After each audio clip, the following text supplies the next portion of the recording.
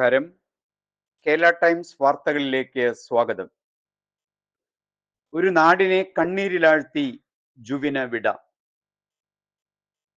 പ്രതീക്ഷകൾ പൂത്തുലയേണ്ട പ്രായത്തിൽ അകാലത്തിൽ പൊലിഞ്ഞ ജുവിന് നാടിന്റെ കണ്ണീരാഞ്ജലി. ജീവിതത്തിന്റെ പുതിയ സ്വപ്നങ്ങളിലേക്ക് ചുവടുവെക്കാനിരുന്ന ഒരു യുവജീവിതം വാഹനാപകടത്തിന്റെ രൂപത്തിൽ അപ്രതീക്ഷിതമായി നിലച്ചപ്പോൾ കണ്ണീരിലാഴ്ന്നത് ഒരു കുടുംബം മാത്രമായിരുന്നില്ല, ഒരു നാടിന്റെ മുഴുവൻ പ്രതീക്ഷകളും സ്വപ്നങ്ങളുമായിരുന്നു. വാഹനാപകടത്തിൽ മരണമടഞ്ഞ വിദ്യാർത്ഥി ജുവിന് നൊമ്പരവും പ്രാർത്ഥനയും നിറഞ്ഞ അന്തരീക്ഷത്തിൽ നാടൊന്നാകെ യാത്രാമൊഴി നൽകി. ദുഃഖത്തിന്റെ ഭാരത്തിൽ നിശബ്ദമായിരുന്ന ജുവിന്റെ വീട്ടിലേക്ക് അവസാനമായി ഒരു നോക്ക് കാണാനും അന്ത്യാഞ്ജലി അർപ്പിക്കാനുമായി നൂറുകണക്കിന് ആളുകളാണ് ഒഴുകിയെത്തിയത്.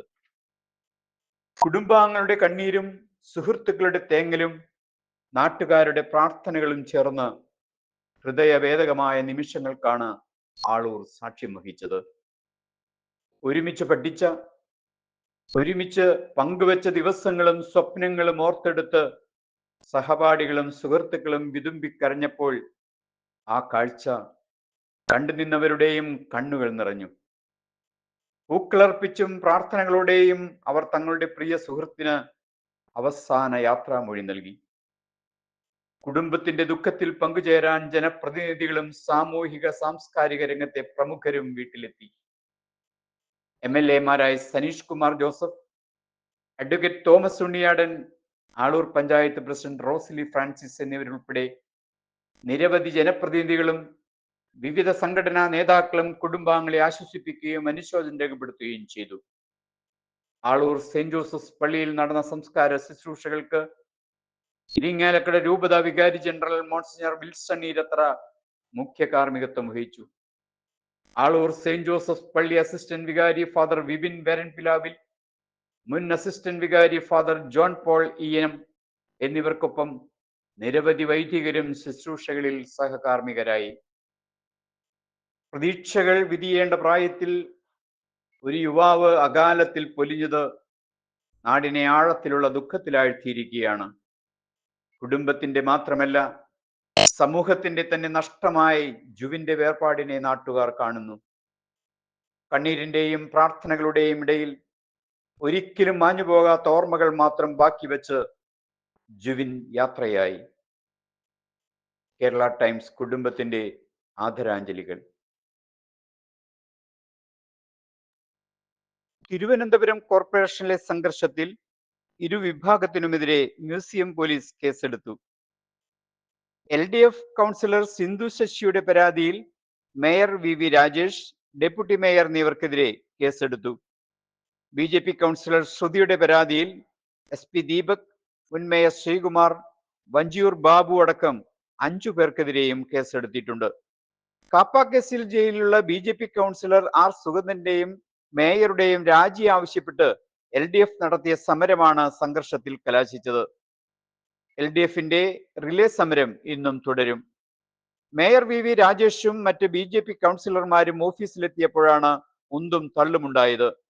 നിലത്തു വീണ മേയറുടെ കാലിന് പ്ലാസ്റ്റർ ഇട്ടു. സംഘർഷത്തിനിടെ തലയ്ക്ക് ഗുരുതരമായി പരിക്കേറ്റ CPM കൗൺസിലർ സിന്ധു ശശിയുടെ തലയിൽ 4 തുന്നലുകളുണ്ട്.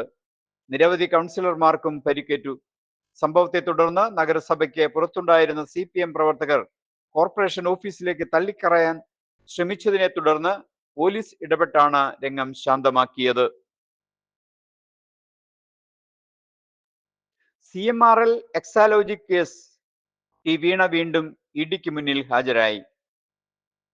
CMRL എക്സാലോജിക് സാമ്പത്തിക ഇടപാടുമായി ബന്ധപ്പെട്ട കള്ളപ്പണക്കേസിൽ മുഖ്യമന്ത്രിയുടെ മകൾ വീണ രണ്ടാം ഘട്ട ചോദ്യം ചെയ്യലിനായി കൊച്ചിയിലെ എൻഫോഴ്സ്മെന്റ് ഡയറക്ടറേറ്റ് ഓഫീസിൽ ഹാജരായി. കള്ളപ്പണ നിരോധനം നിയമപ്രകാരമാണ് കേന്ദ്ര ഏജൻസിയുടെ അന്വേഷണം. സീരിയസ് ഫ്രോഡ് ഇൻവെസ്റ്റിഗേഷൻ ഓഫീസ് കോടതി ഉത്തരവിനെ തുടർന്ന് കൈമാറിയ രേഖകളുടെ അടിസ്ഥാനത്തിലാണ് ഇന്നലത്തെ ചോദ്യം ചെയ്യൽ. കഴിഞ്ഞ ജൂൺ 17 നടന്ന 8 മണിക്കൂർ നീണ്ട ആദ്യഘട്ട ചോദ്യം ചെയ്യലിന് പിന്നാലെ വീണയുടെ തിരുവനന്തപുരത്തെ HDFC ബാങ്ക് ലോക്കറിൽ ED വിശദമായ പരിശോധന നടത്തിയിരുന്നു. IT സേവനങ്ങളുടെ പേരിൽ CMRL-ൽ നിന്ന് വീണയുടെ കമ്പനി കൈപ്പറ്റിയ 2.78 കോടി രൂപയുടെ ഉറവിടമാണ് പ്രധാനമായും അന്വേഷിക്കുന്നത്. CMRL MD ശശിധരൻ കർത്തയുടെ ഉടമസ്ഥതയിലുള്ള എംപവർ ഇന്ത്യ എന്ന സ്ഥാപനം വഴി 2015-ലും 2016-ലുമായി 25 ലക്ഷം രൂപ വീതം എക്സാലോജിക്കിന് വായ്പ നൽകിയതായി SFIO കണ്ടെത്തിയിട്ടുണ്ട്. ആദ്യ വായ്പ തിരിച്ചടയ്ക്കാതെയാണ് രണ്ടാമതും പണം നൽകിയത്. ഈ തുകയുടെ യഥാർത്ഥ ഉറവിടത്തെക്കുറിച്ചാണ് ED ഇപ്പോൾ വിശദമായി ചോദിച്ചറിയുന്നത്. മദ്യനികുതി കുറയ്ക്കൽ മരവിപ്പിച്ചു. UDF-ൽ വൻ പ്രതിഷേധം. മദ്യനയം UDF തീരുമാനിക്കും, മുഖ്യമന്ത്രി അഭിപ്രായപ്പെട്ടു. സംസ്ഥാനത്ത് വീര്യം കുറഞ്ഞ മദ്യത്തിന്റെ വിൽപ്പന നികുതി കുറയ്ക്കാനുള്ള ബജറ്റ് നിർദ്ദേശം സർക്കാർ താൽക്കാലികമായി മരവിപ്പിച്ചു. ഭരണകക്ഷിയായ UDF-ൽ നിന്നും ന്യൂനപക്ഷ സമുദായങ്ങളിൽ നിന്നും ശക്തമായ പ്രതിഷേധം ഉയർന്ന സാഹചര്യത്തിലാണ് പിൻവാങ്ങൽ. വീര്യം കുറഞ്ഞ മദ്യത്തിന്റെ നികുതി കുറയ്ക്കാനുള്ള നീക്കത്തിൽ നിന്നും താൽക്കാലികമായി പിന്നോട്ട് പോയിരിക്കുകയാണ് സർക്കാർ. ധനവകുപ്പിന്റെ ചുമതലയുള്ള മുഖ്യമന്ത്രി VD സതീശൻ കഴിഞ്ഞ ആഴ്ച പ്രഖ്യാപിച്ച പുതിയ നികുതി കോൺഗ്രസിൽ മുസ്ലിമിലും കടുത്ത എതിർപ്പാണ് ഉയർന്നത്. ഇതിനു പിന്നാലെ മുസ്ലിം മതസംഘടനകളുടെയും ക്രിസ്ത്യൻ സഭകളുടെയും പ്രതിഷേധവുമായി രംഗത്തെത്തി. ഇതോടെയാണ് സർക്കാർ തീരുമാനം മരവിപ്പിച്ചത്. മുന്നണിയിൽ ആവശ്യമായ കൂടിയാലോചനകൾക്ക് ശേഷം മാത്രമേ അന്തിമ തീരുമാനമെടുക്കൂവെന്ന് മുഖ്യമന്ത്രി VD സതീശൻ നിയമസഭയെ അറിയിച്ചു. വീര്യം കുറഞ്ഞ മദ്യം കേരളത്തിൽ വിൽക്കേണ്ടതില്ലെന്നാണ് UDF-ലെ പൊതു അഭിപ്രായമെങ്കിൽ പദ്ധതി പൂർണ്ണമായും ഉപേക്ഷിക്കുമെന്നും അദ്ദേഹം വ്യക്തമാക്കി. തുടക്കമിട്ടത് മുൻ സർക്കാർ, പ്രതിപക്ഷത്തിന് മുഖ്യമന്ത്രിയുടെ മറുപടി. അതേസമയം ഈ തീരുമാനത്തിന് പിന്നിൽ വലിയ അഴിമതിയുണ്ടെന്നാണ് പ്രതിപക്ഷമായ CPM ആരോപിക്കുന്നത്. എന്നാൽ ഈ നീക്കത്തിന് തുടക്കമിട്ടത് മുൻ CPM സർക്കാരാണെന്ന് മുഖ്യമന്ത്രി നിയമസഭയിൽ ചൂണ്ടിക്കാട്ടി. രണ്ടാം CPM സർക്കാരിന്റെ കാലത്ത് അന്നത്തെ എക്സൈസ് മന്ത്രി MV ഗോവിന്ദന്റെ നേതൃത്വത്തിലാണ് വീര്യം കുറഞ്ഞ മദ്യങ്ങളെ നിർവചിക്കുന്നതിനും ലഭ്യമാക്കുന്നതിനുമുള്ള നടപടികൾ ആരംഭിച്ചതെന്നും മുഖ്യമന്ത്രി സഭയെ ഓർമ്മിപ്പിച്ചു. മദ്യനയത്തെ ചൊല്ലി ഭരണ പ്രതിപക്ഷ അംഗം മുറുകുമ്പോൾ വരും ദിവസങ്ങളിൽ UDF യോഗത്തിൽ എന്ത് തീരുമാനമുണ്ടാകുമെന്നാണ് രാഷ്ട്രീയ കേരളം ഉറ്റുനോക്കുന്നത്. വാർത്തകളുടെ തത്സമയ അപ്ഡേറ്റുകൾക്കായി കേരള ടൈംസ് ഫോളോ ചെയ്യൂ. നന്ദി, നമസ്കാരം. കരിമണൽ ഖനനത്തെ ചൊല്ലി രാഷ്ട്രീയ കേരളത്തിൽ പുതിയ പോർമുഖം തുറന്ന് LDF-ഉം UDF-ഉം. ആദ്യം വഴി തുറന്നത് കോൺഗ്രസ് തന്നെ. സുധീരന് പിണറായിയുടെ മറുപടി. കരിമണൽ ഖനന വിവാദത്തിൽ മുതിർന്ന കോൺഗ്രസ് നേതാവ് VM സുധീരന് കടുത്ത ഭാഷയിൽ മറുപടി നൽകി പ്രതിപക്ഷ നേതാവ്. സംസ്ഥാനത്ത് സ്വകാര്യ മേഖലയ്ക്ക് കരിമണൽ ഖനനത്തിന് അവസരമൊരുക്കിയത് LDF സർക്കാരാണെന്ന സുധീരന്റെ പ്രസ്താവന തികച്ചും വസ്തുതാ വിരുദ്ധമാണെന്ന് പിണറായി വിജയൻ സോഷ്യൽ മീഡിയയിൽ കുറിച്ചു. ചരിത്രം മറച്ചുവെക്കാൻ നോക്കേണ്ട എന്ന് ഓർമ്മിപ്പിച്ചുകൊണ്ട് സ്വകാര്യ മേഖലയ്ക്ക് കരിമണൽ ഖനനം നടത്താനുള്ള അധികാരം ആദ്യമായി നൽകിയത് കേന്ദ്രം ഭരിച്ച കോൺഗ്രസ് സർക്കാരായിരുന്നു എന്ന് പ്രതിപക്ഷ നേതാവ് ചൂണ്ടിക്കാട്ടി. വസ്തുതകൾ ഇതായിരിക്കെ പ്രതിപക്ഷത്തിന്റെ മേൽ കുറ്റം ചുമരുന്നത് രാഷ്ട്രീയ അജണ്ടയുടെ ഭാഗമാണെന്നും അദ്ദേഹം കൂട്ടിച്ചേർത്തു. കരിമണൽ ഖനനവുമായി ബന്ധപ്പെട്ട് കോൺഗ്രസും LDF-ഉം തമ്മിലുള്ള വാക്പോര് വരും ദിവസങ്ങളിൽ കൂടുതൽ ശക്തമാകുമെന്നാണ് ഈ പോസ്റ്റ് സൂചിപ്പിക്കുന്നത്. കേരളത്തിലെ രാഷ്ട്രീയ സാമൂഹിക വാർത്തകളും തത്സമയ അപ്ഡേറ്റുകളും വേഗത്തിൽ അറിയാൻ കേരള ടൈംസ് ഫേസ്ബുക്ക്, ഇൻസ്റ്റാഗ്രാം പേജുകൾ ഫോളോ ചെയ്യുക. നന്ദി, നമസ്കാരം. മരണത്തിനപ്പുറം മാതാപിതാക്കളുടെ മനുഷ്യ സ്നേഹം. 7 ജീവിതങ്ങൾക്ക് പുതുജീവൻ. അശ്വന്തിന്റെ നെഞ്ചിൽ ഇനി ജുവിന്റെ ഹൃദയമിടിപ്പ്. അകാലത്തിൽ പൊലിഞ്ഞ ഒരു യുവജീവിതത്തിന്റെ ഹൃദയസ്പന്ദനം ഇനി മറ്റൊരാളുടെ നെഞ്ചിൽ ജീവന്റെ സംഗീതമായി മുഴങ്ങും. വാഹന അപകടത്തെ തുടർന്ന് മസ്തിഷ്ക മരണം സംഭവിച്ച ആളൂർ സ്വദേശി ജുവിൻ രാജുവിന്റെ അവയവദാനം 7 പേർക്ക് പുതുജീവിതത്തിന്റെ പ്രതീക്ഷയായി. അതിലേറ്റവും ഹൃദയസ്പർശിയായത് ജുവിന്റെ ഹൃദയം ഇനി കണ്ണൂർ സ്വദേശി അശ്വന്ത് ചന്ദ്രന്റെ നെഞ്ചിൽ തുടിക്കുമെന്നതാണ്. 2 വർഷത്തിലേറെയായി ഹൃദയമാറ്റ ശസ്ത്രക്രിയയ്ക്കായി കാത്തിരുന്ന അശ്വന്തിന്റെ ശസ്ത്രക്രിയ വിജയകരമായി പൂർത്തിയായതോടെ ഒരു കുടുംബത്തിന്റെ പ്രതീക്ഷകൾക്ക് വീണ്ടും ജീവൻ ലഭിച്ചു. ജുവിന്റെ കരൾ, 2 വൃക്കകൾ, 2 കോർണിയകൾ എന്നിവയും വിവിധ ആശുപത്രികളിലെ രോഗികൾക്ക് ദാനം ചെയ്തു. മരണത്തിന്റെ അതീവ ദുഃഖത്തിനിടയിലും ജീവന്റെ കുടുംബം കൈക്കൊണ്ട മഹത്തായ തീരുമാനം 7 കുടുംബങ്ങളുടെ ജീവിതത്തിലേക്ക് പ്രതീക്ഷയുടെ വെളിച്ചമായി മാറി. ജുവിൻ രാജു ഇനിയൊരു ഓർമ്മ മാത്രമല്ല, അനേകം ഹൃദയങ്ങളിൽ ജീവിക്കുന്ന കാരുണ്യത്തിന്റെയും മനുഷ്യ സ്നേഹത്തിന്റെയും അനശ്വര പ്രതീകമാണ്. ആളൂർ ദുരന്തം നഷ്ടമായത് ഒരു ജീവൻ മാത്രമല്ല, ചോദ്യങ്ങൾക്ക് ഇന്നും ഉത്തരമില്ല. ആളൂരിൽ പോലീസ് ജീപ്പ് പിടിച്ച വിദ്യാർത്ഥി ജുവിൻ രാജു മരിച്ച സംഭവത്തിന് ദിവസങ്ങൾ പിന്നിട്ടിട്ടും നിരവധി ഗുരുതര ചോദ്യങ്ങൾ ബാക്കിയാണ്.